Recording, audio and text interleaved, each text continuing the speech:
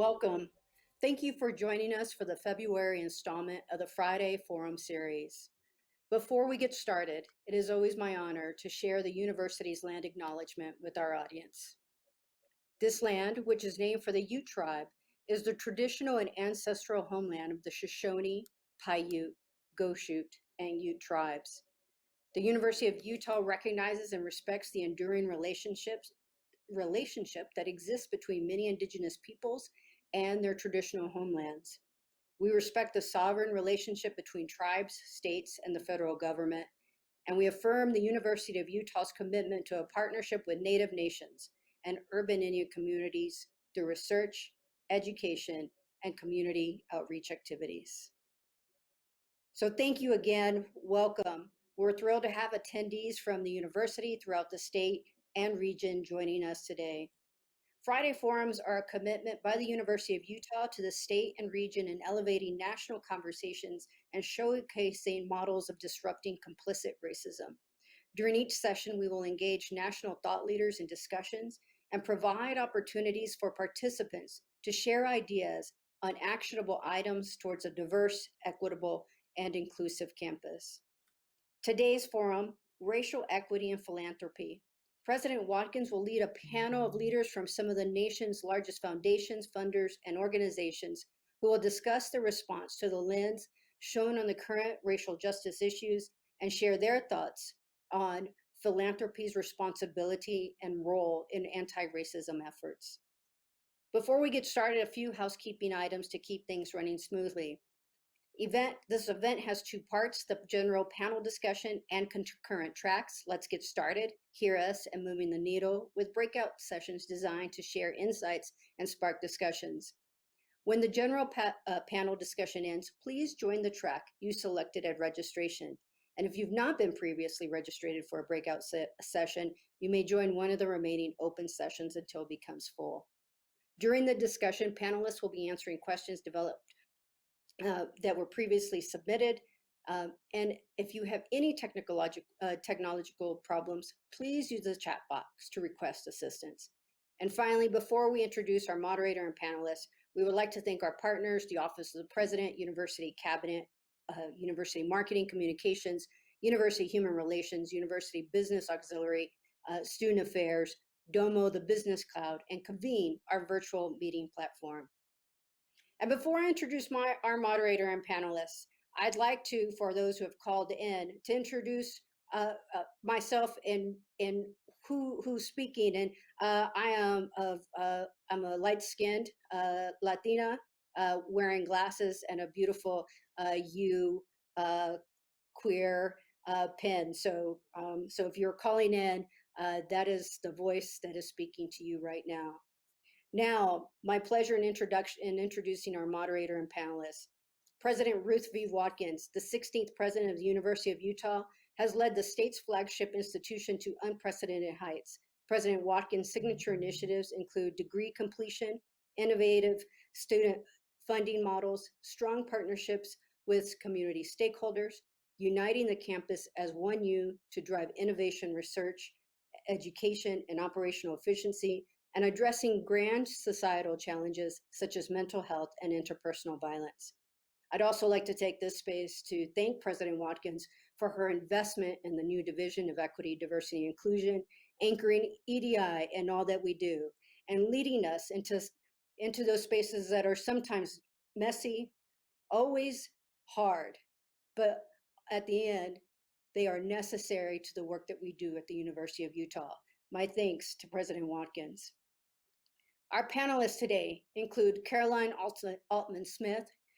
Caroline Altman Smith is the Deputy Director of the Kresge Foundation's Education Program. She supports the team's domestic grant making, which funds higher education institutions and national nonprofit organizations that work to help more underserved students enter and succeed in post-secondary education.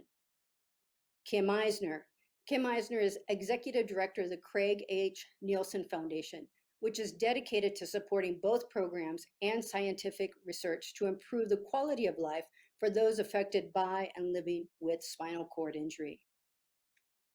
Corie Pauling. Corie Pauling is TIAA's Senior Vice President, Chief Inclusion and Diversity Officer, and Head of Corporate Social Responsibility. She leads the TIAA Enterprise's Corporate Social Responsibility function, which last year led over 230 volunteer projects, 10,000 employee volunteers, and $11 million in corporate and workforce giving globally. And Valerie Rockefeller. Valerie Rockefeller chairs the board of the Rockefeller Brothers Fund, a private foundation advancing social change that contributes to a more just, sustainable, and peaceful world. She also co-chairs Bank FWD, a network that persuades banks to phase out financing for fossil fuel and to lead on climate. Thank you all again for being here today. President Watkins, the platform is yours. Thank you, Vice President Villarreal, and warmest welcome to all listeners. For those joining auditorily but not visually, I'd love to tell you that I'm a middle-aged woman. That would be that require me to live to about 120. So I guess I better say I'm an upper middle-aged woman, and blue eyes and brown hair and sporting some red glasses in support of the University of Utah. It's a delight to be with you all today. So, philanthropy and anti-racism. What an inspiring conversation and such an important one for us today.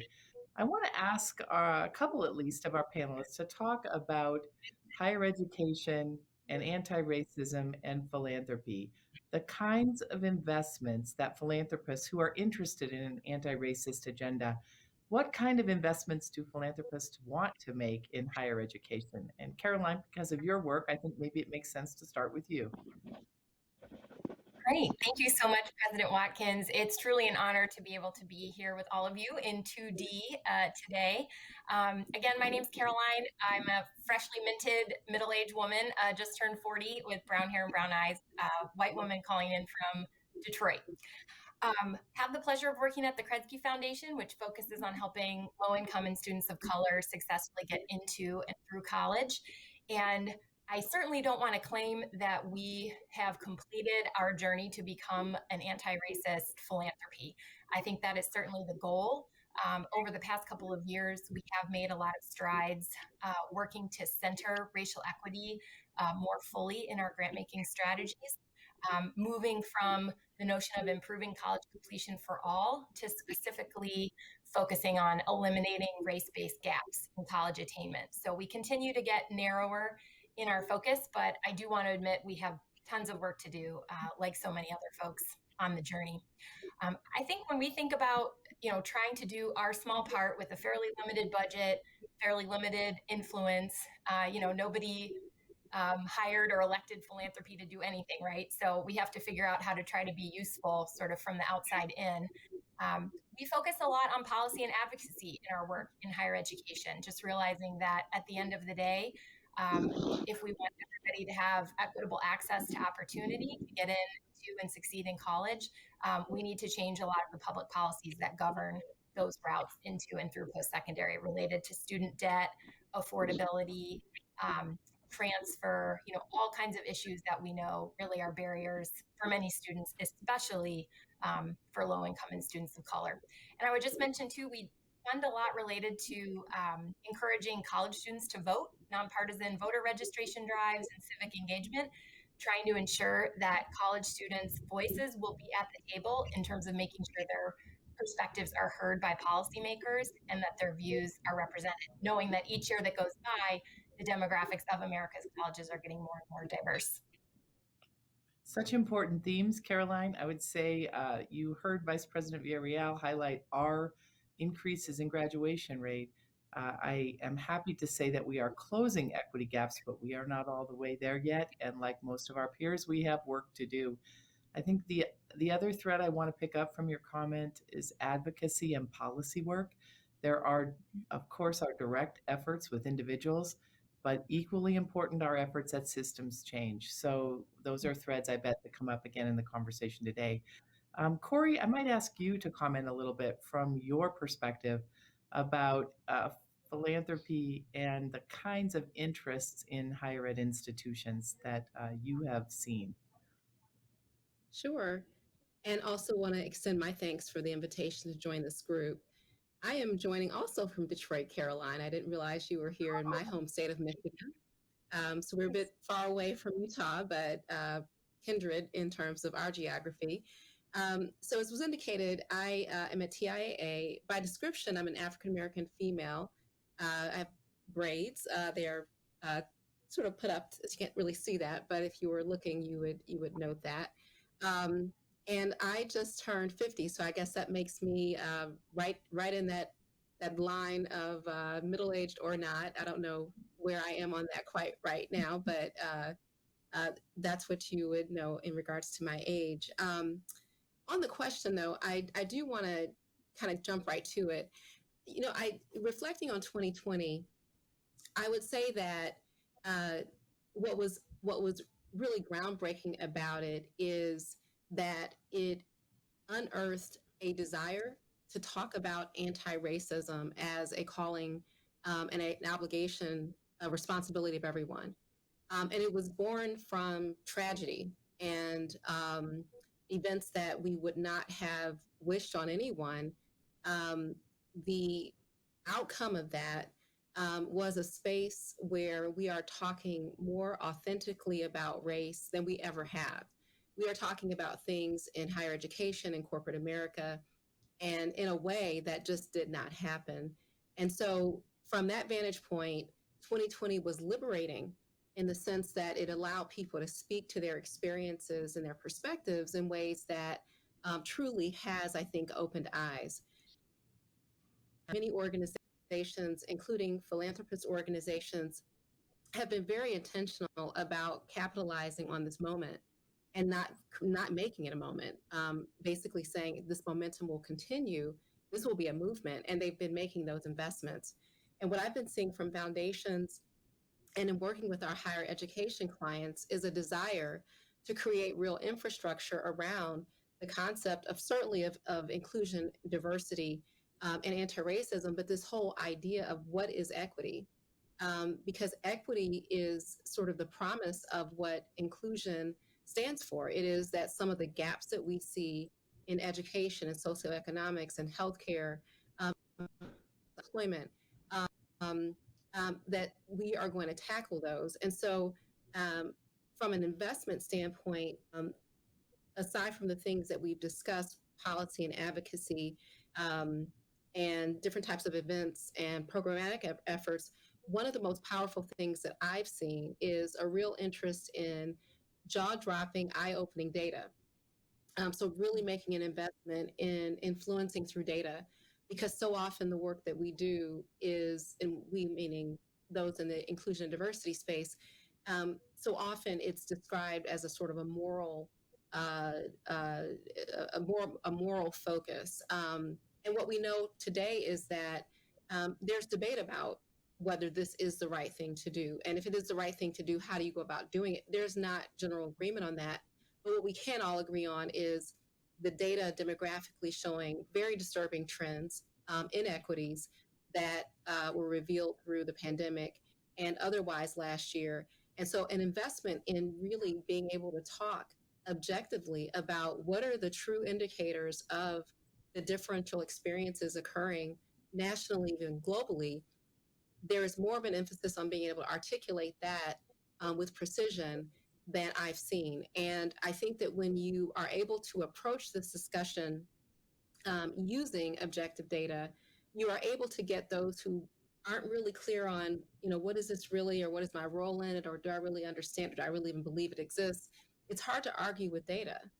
And so steps are being made in creating these industry roundtables, creating these think tanks where they're making pledges around commitments, real long-standing commitment of what different industries will do. We are involved in a few of them, including one that is supported by a foundation where in financial services space, we are tackling equity, inequity in wealth generation, and doing it and thinking about it at a big macro level. Like, how can we address some of the, particularly the socioeconomic inequities that persist, and then reveal themselves in very disturbing ways when you look at COVID-19 death rates, hospitalizations, and so forth. So short answer for me would be sort of an unspoken but very persuasive investment that really I think will move the needle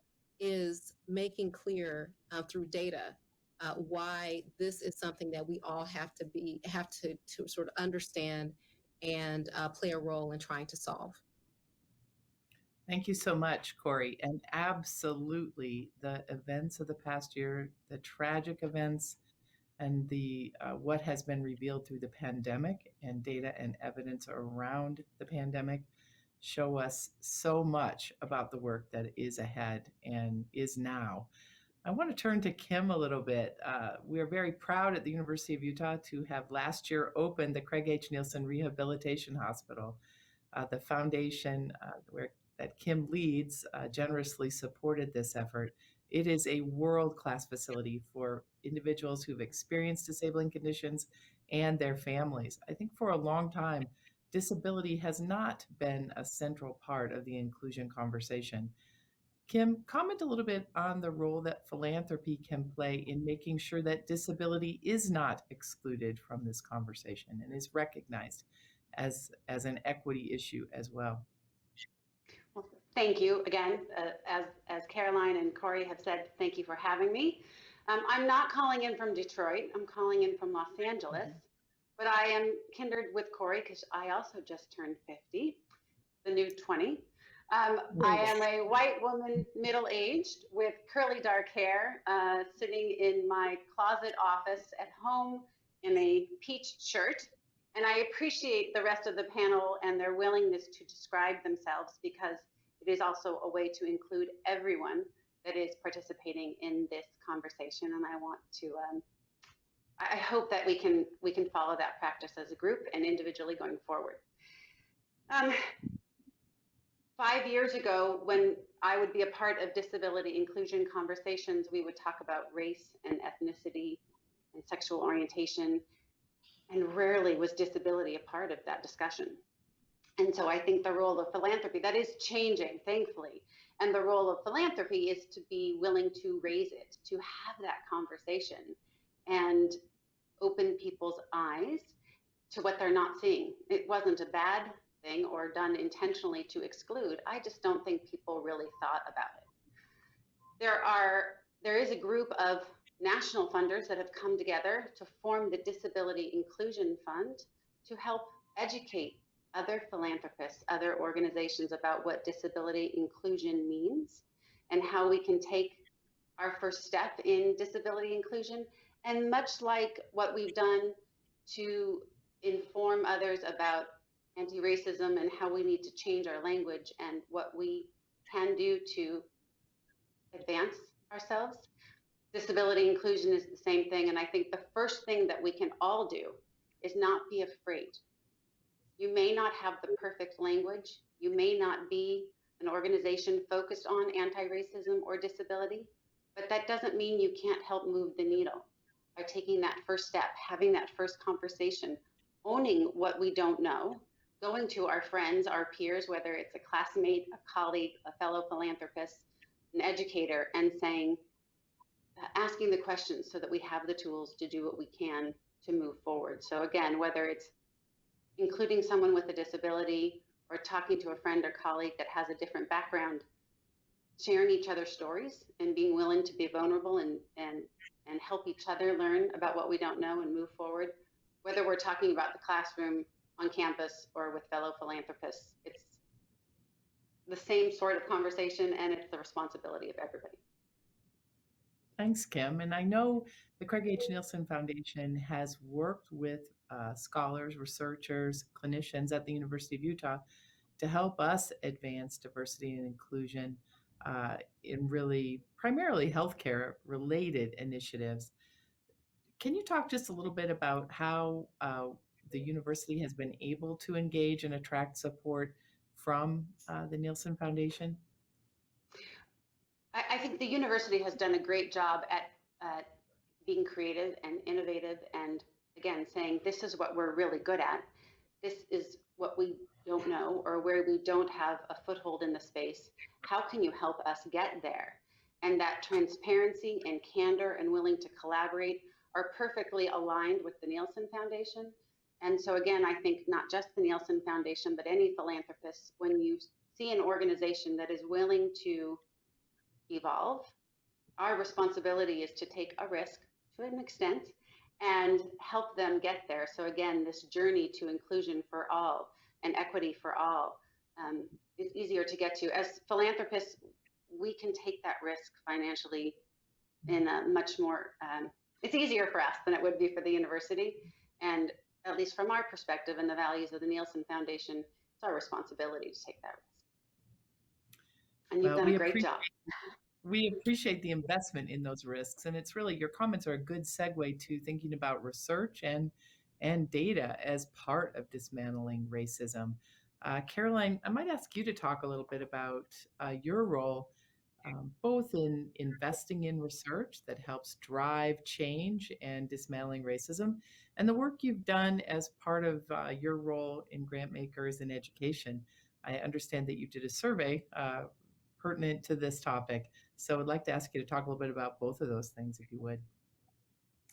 Great. Yeah, thank you. I'm happy to.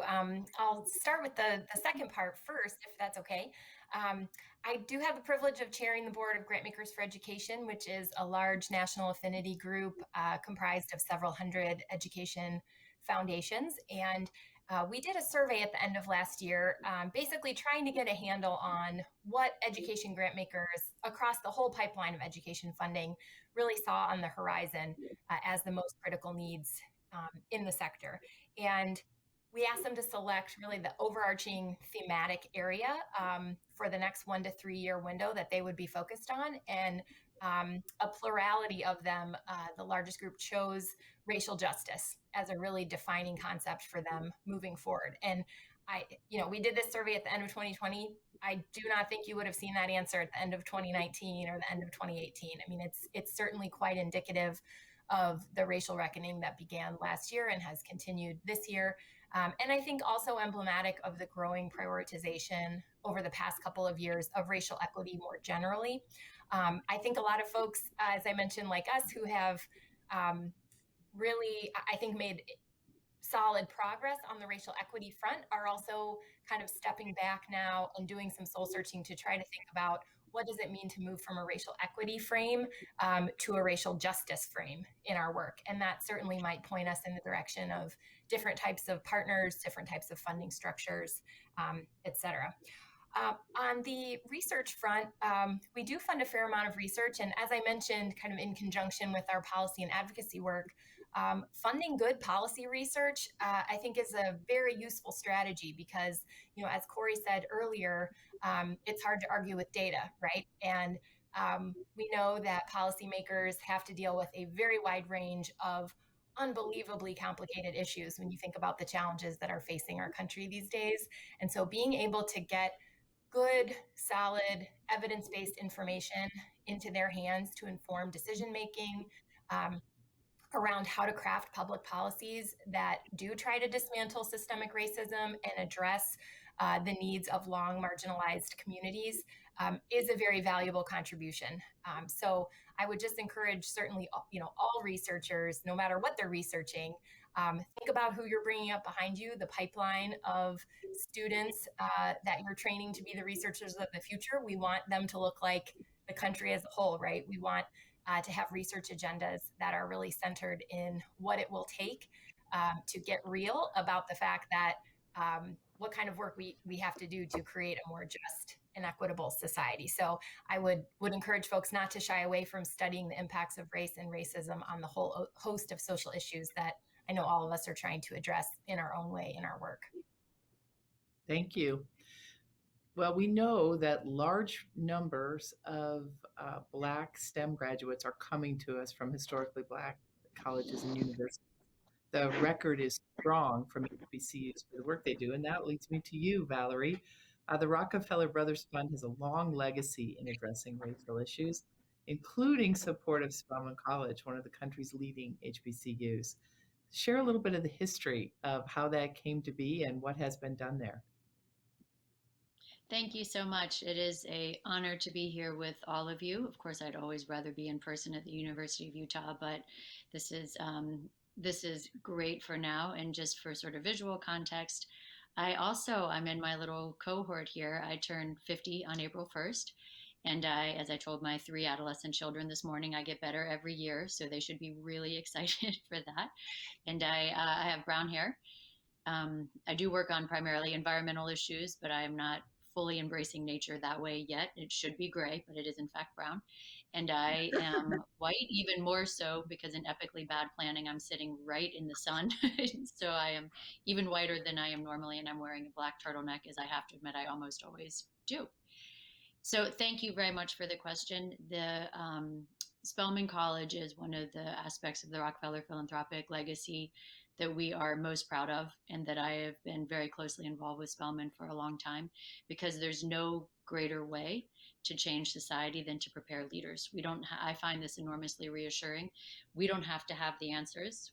We like to think often that we do in philanthropy, especially in foundations, but it is the focus on data and research, as others have spoken about, that's going to keep us honest. And so we know that the best way for us to really bring equity to our society is to give everyone an opportunity. And Spelman College was started in 1881 by 2 Baptist missionaries, 2 white women from the north, who went down south and their work there. And my great-great-grandfather was a very strong Baptist that motivated all of his from the University of Chicago to missionary work in China. And because it was a Baptist effort, he was very supportive from the beginning. And in fact, in Dallas, his wife came from a family of abolitionists.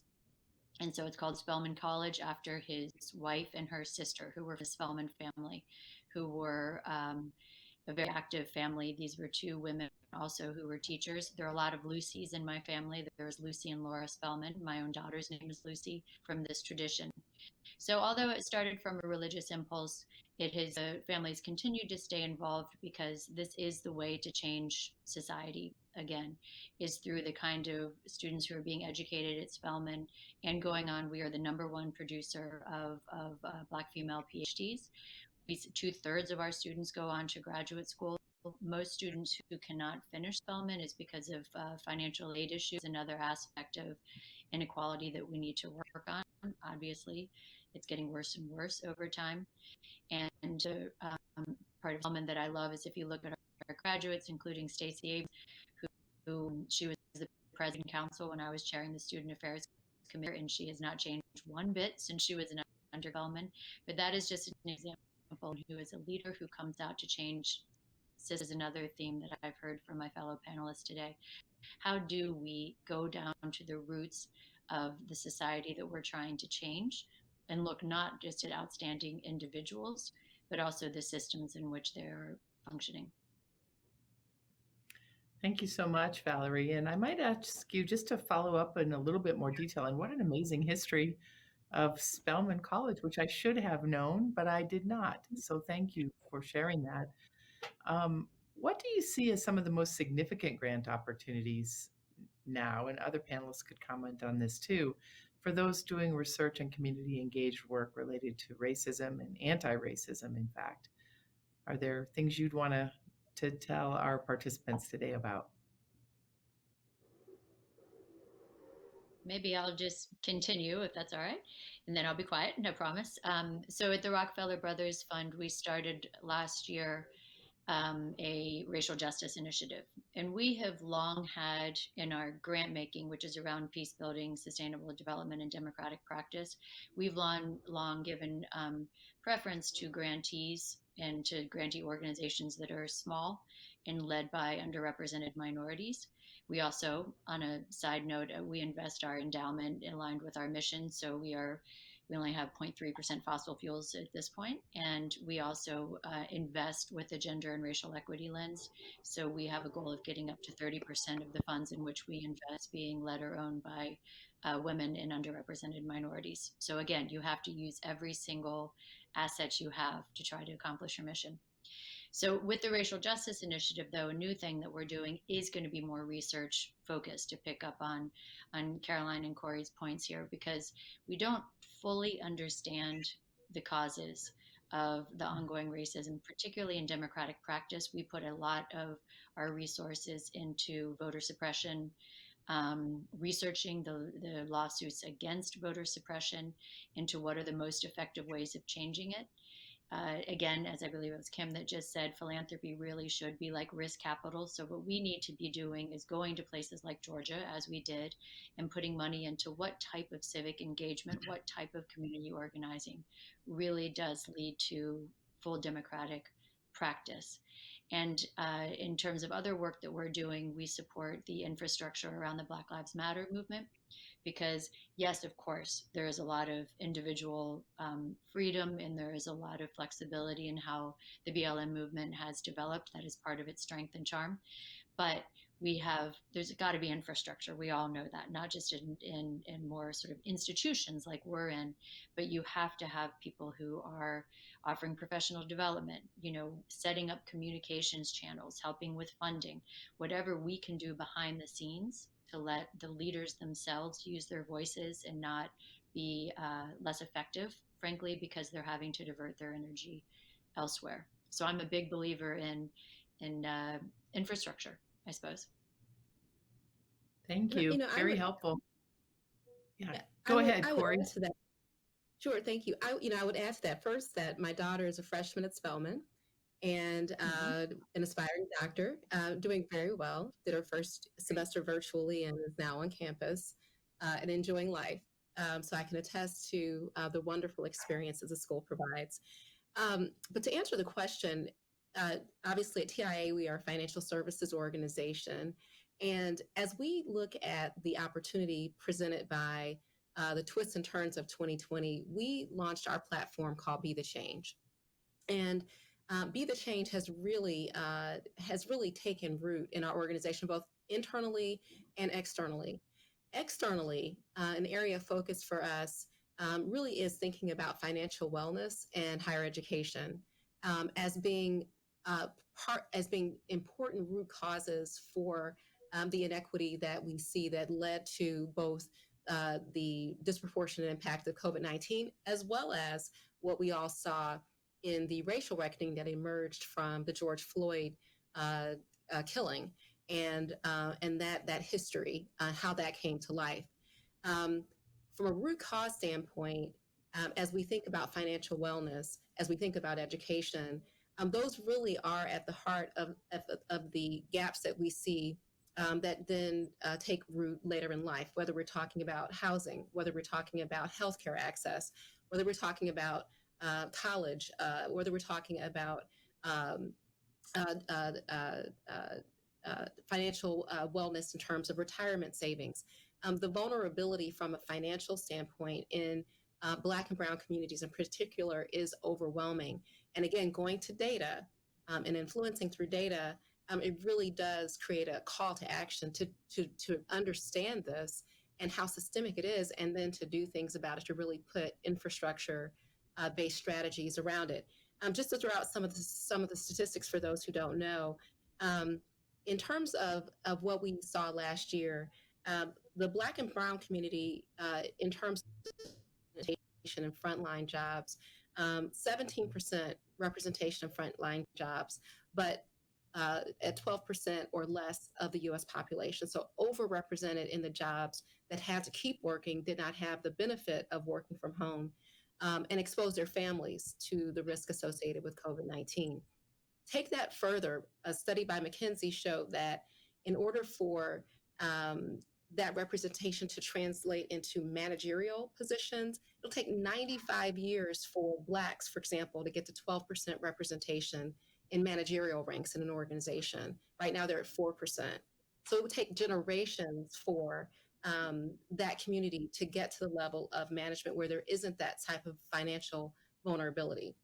When you put things in that context, it really does help strengthen the idea that we have to really build in this concept of education and early financial, not literacy, but financial acumen in how we approach and empower. Because from that then comes an ability to survive and weather some of the storms that we saw, such as the pandemic. So once again, really looking at those areas as root cause places where we can make really clear investment. And from that, we think that we will see generational impact and improvement. Thank you so much, Corie. And let's pick up on some of the threads that you mentioned there, particularly the data around health disparities and how the pandemic has so differentially impacted communities of color. Do we collectively, panelists, see a role for philanthropy in helping address some of the root causes of those issues? And how might that pertain to your organizations, if you have examples there? And I'll just ask whoever would like to respond to that. Without telling you we have this program and this is how we're doing it, the answer is yes.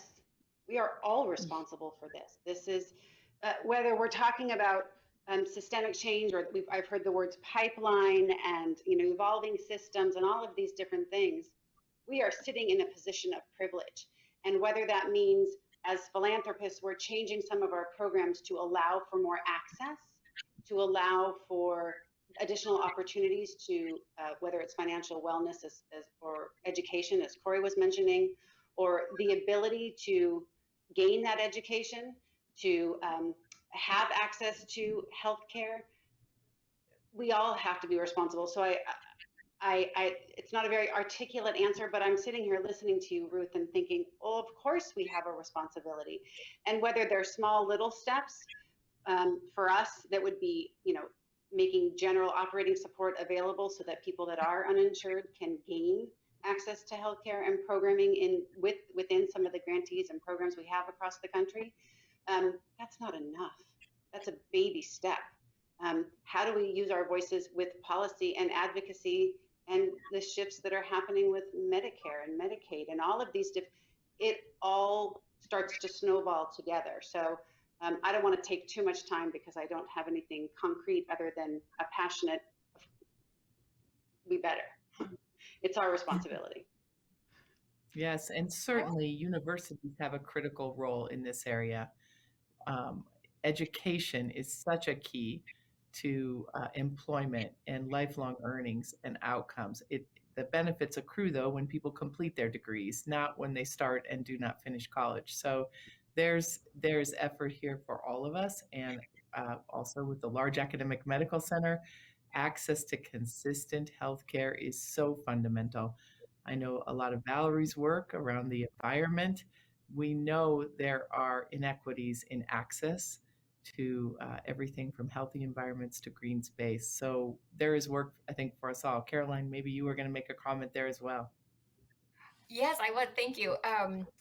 I'm not a healthcare expert, but it did just spark for me one other, potential role for philanthropy here. I think is also funding really high quality nonprofit media outlets, given the vast breakdown of, unfortunately, so much of the media sector over the past couple of years. We're blessed in Michigan to have a tremendous statewide nonprofit media outlet called Bridge Magazine, and they have really been a driving force in our state in helping the public understand the very inequitable effects of the COVID pandemic on different populations within our state, where African American deaths have far and tragically outnumbered their representation in Michigan's population. They've also been covering recently issues related to inequitable vaccine distribution and really helping to educate the public and activate the public in terms of communicating with policymakers on, I think, some very shameful current efforts within our legislature to deny the governor the ability to use race and socioeconomic factors in making decisions about how vaccines should be distributed statewide. So we need an informed populace to help get the policies we need to be the type of society that we want. And nonprofit media rely significantly on philanthropy to help play that informing role. If I could say one more thing, sorry, we all sort of spoke of it once. We also have to make sure that we are educating young physicians of color so that when people go to the doctor and they gain access or they begin to trust a system, they see people that they can relate to, that look like them, that they have a connection to. It's so it's so direly important now. We hear a lot about it with regards to the COVID vaccine and willingness to, go into a clinic and get the vaccine if you have access to it. But part of that is having a clinician or a physician or a nurse population, whatever healthcare worker that is representative of your community, so that you can bond and connect and begin a trusted relationship. Sorry, Corie. No reason. I was just going to add that, financial wellness really continues to be at the root of a lot of what we're talking about in terms of healthcare access. As Caroline was saying, the disproportionate impact on the Black community of COVID-19, in some states at the end of 2020, we know that the U.S. population, as relates to Blacks, is 12%. There's a study showing that in a number of major cities, the death rate among Blacks was 3 times that. And what we also saw is that the effect of unemployment due to the pandemic and the impact on the economy, again, overrepresentation in those whose jobs were most impacted, in addition to being those who are most likely to face off and not have the liberty of working from home. The combination of all those things has as its root a difference in socioeconomic vulnerability. And so from a financial services industry standpoint, one way that we believe we can be part of the solution is really trying to create these opportunities to enhance financial wellness very early on. And so we're working with our institutional clients, including clients like this institution. We also have an Inclusion and Diversity Advisory Council with 20 of our client institutions who are all really digging in on this to say, with our student body, and even before that, the pipeline to our student body, how can we be educating early and often about financial savvy, retirement, things that just really are not things that are focused on for a variety of reasons. And so it's not an obvious connection at all. You would think healthcare, you got to think about STEM and medicine and that sort of thing. But that vulnerability starts because of some of the wealth gaps, the equities that we see that then sort of reveal themselves in these awful ways, unprecedented ways. So we wouldn't have wished this on anyone, but we really do see an opportunity to be a part of a very important and necessary solution for our country. And President Thank you Watkins, very if I much, can Corie. pick up quickly on Corie's point, I mean, the pandemic obviously has been absolutely horrendous, but there are a lot of lessons and there are a lot of parallels to the pandemics of racism. And also, you gave me the opening and I'm going to seize it, environmental racism as well, and that type of injustice. And the way we're looking at it is this, the COVID pandemic was largely unpredictable, but we know exactly what is happening with racism. We know exactly why it happened and how it's built into our inherently racist and sexist societal structures. And the same is true with environmental injustice as well. And that all 3 of my kids have asthma. And so I think about the fact that 1 in 5 people who die right now, the study just came out last month from Harvard and the University of London, are from pollution. And I have not seen the specific numbers, but I can guess that that is primarily people of color, the people who did the least to create climate change, or the people who are suffering the most. And so we are going to have to continue to see these issues as connected in addressing them. Thank you very much, Valerie. Thank you all. Really great comments. And I, as an educator, of course, I cannot help but point out that a great deal of the financial inequities start with educational inequities. So I think we have work to do on the education front as well. I want to go a slightly different direction for a minute and ask a question from one of our audience participants today. And that is, there's a perception generally, and we probably perpetuate it, that many of our donors are really predominantly white, rich folks, and their philanthropy gets the most attention. In contrast, however, people of color tend to give at higher percentages. What can we do to better tell those stories, to be more conscious of that impact, and to make sure that we are characterizing it appropriately and valuing it appropriately? And I'll turn that over to anybody who wants to take a first step in responding. I'm happy to kick off.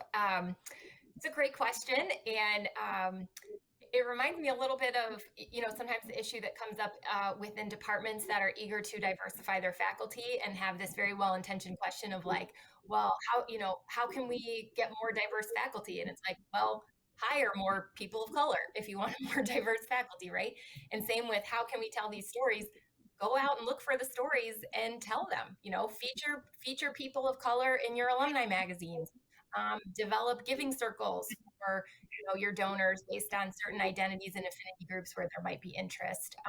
Because I agree, there are a lot of misperceptions about what personal and private philanthropy looks like in this country. And if you look at it as on average, I believe Americans give about 2% of their incomes each year to charity.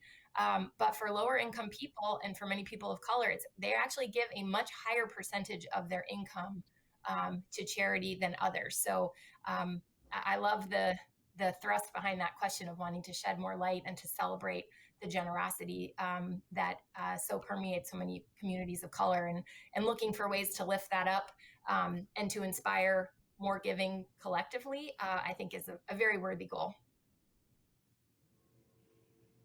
Thanks, Caroline. I don't know if anybody else wants to comment. I guess it starts with awareness and consciousness about the stories we're telling and how we can make sure that we are inclusive in our narratives.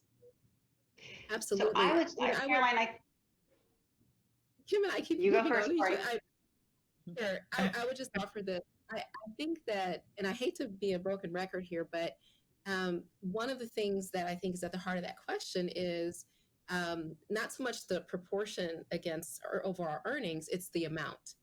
And so when you have individuals who can give money with many, many zeros, that's going to sort of put a shadow on someone giving a huge percentage of a lower income. And, as a country, we like the big numbers, sort of big headlines. And I think it really does become something where we are able to shed light on this reality, which has been one that didn't just emerge. This has been over time that this has been observed, but it's just been unknown. At the heart of it, again, is this concept of gaps in financial wellness. There's a difference in relative earnings that drives an inability to be able to give at the same levels as other groups. And by countering that and really focusing on that as an area where some root cause solutions need to occur, we also have the ability to shape and enhance general understanding of the fact that, and I think this is an important thing to say, the Black community is contributing and the Brown community is contributing to these solutions as opposed to being sort of recipients of services. There is a desire to be a part of it, even though it may go unnoticed. So really important, I think, as we talk about data and building understanding, one of the things that should be understood is that these groups that are most impacted are also investing in trying to figure it out too. They're not sort of just, waiting on folks like ourselves who are talking about it on panel discussions to do things. They're actually invested in trying to figure it out as well and owning it. So I'm glad the question was asked, because even asking the question for folks who are listening to the call may make them say, I had no idea about that. Let me find out more, and who knows what can come of that. And we might even graciously say that often the communities most impacted will have the best ideas about solutions. So I think that's probably an important point to acknowledge as well. Kym, go ahead. Well, I was just going to add to what everyone is saying, telling the stories is key. But I think that we or institutions that acknowledge donors need to go through a shift as well. There's a hierarchical structure, and how can we dismantle it without dishonoring the donor? I can tell you that Craig H. Nielsen would not be happy with the gift that we gave to the University of Utah if his name wasn't on the building, or something like that. So you can't throw it out totally when you've got a donor that's giving millions and millions of dollars. However, you can shift the concept of Sharing all of the names that have given in an annual campaign. Can an institution do that without such a structure that has levels of importance? Or maybe the first level that's presented is the individuals that gave $100 or less, and you have pages of that. That's an inspiring statement. We just gave to a conference, and I was inspired by the response from the organizer, who said to us, you're still going to be named as a sponsor at this level. However, we are providing the same quote unquote perks, advertising opportunities or tickets or access to events to any sponsor. So is there a way for institutions to break apart their systems or challenge how they acknowledge individuals? So someone that is giving at a different level feels as honored and respected and appreciated as the individual that's giving a check with more zeros. And that's the definition of equity. Exactly. Yeah, there we go. Exactly. Thank you. Great insights. So many of our participants today are working in the field of advancement. They are raising funds for their organizations. And if our panel is any indication, many of our advancement professionals, certainly at the University of Utah, we would have a predominantly white staff. What a good question that has arisen from our participants is, for individuals who want to be effective allies and advocates, they want to support work in diversity, equity, and inclusion. What advice do you have for them from your organizations and from the chair you're in, for individuals who want to be part of an anti-racist agenda and an anti-racist organization? How can they be most effective? So, Caroline, how about if you start? I'll help direct traffic just a little bit. Absolutely. As somebody who used to be in advancement people are near and dear to my heart, and I spend a lot of time with fundraisers, obviously, in my role as a funder, and really appreciate the hard work that folks do on the ground trying to get resources into universities and to students in need, and to support the amazing work that institutions do.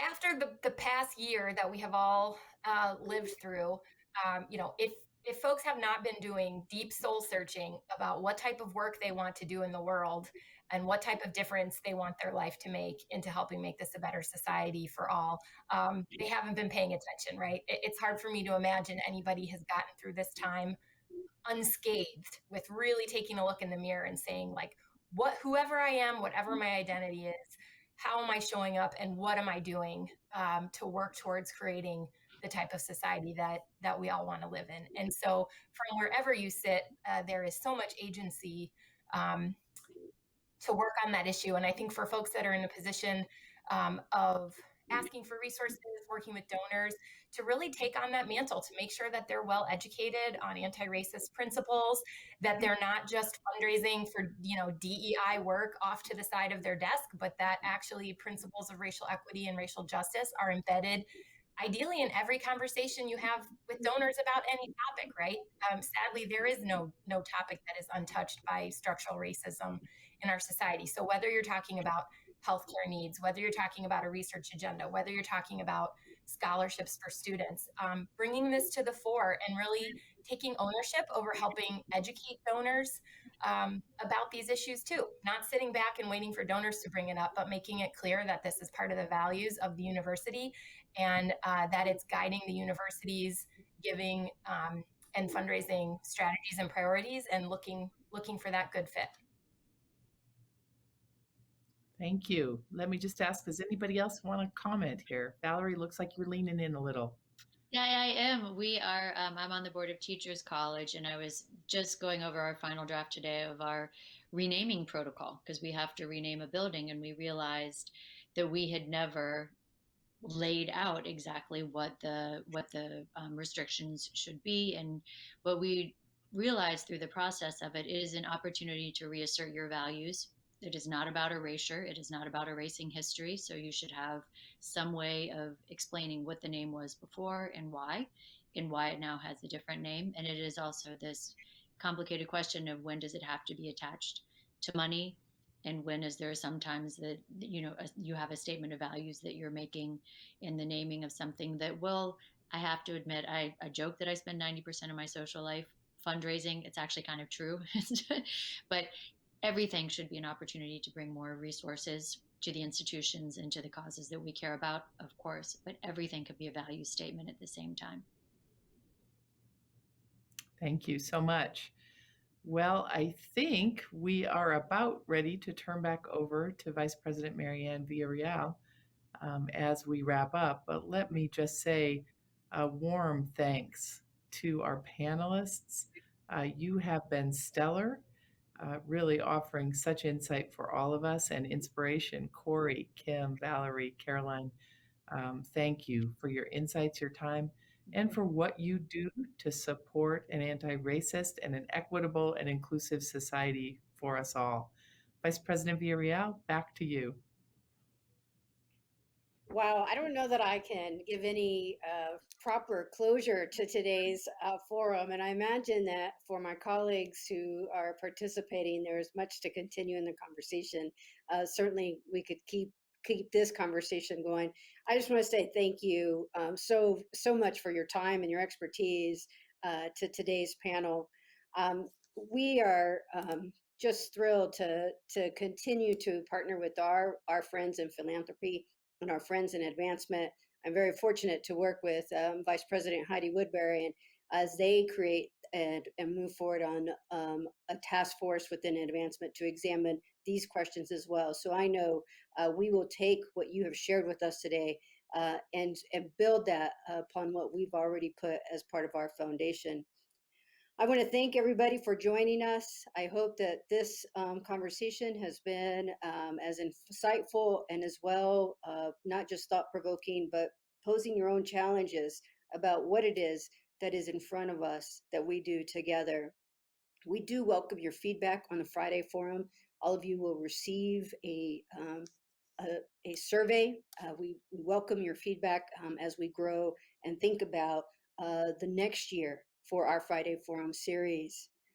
I ask you to join us next month for our final Friday Forum for the academic year. Our topic is the long game, deepening the work. And to learn more about what we're doing in equity, diversity, and inclusion, please visit diversity.utah.edu. Thank you again to our panelists. Thank you again, President Watkins. And I wish you all a beautiful Friday. Thank you.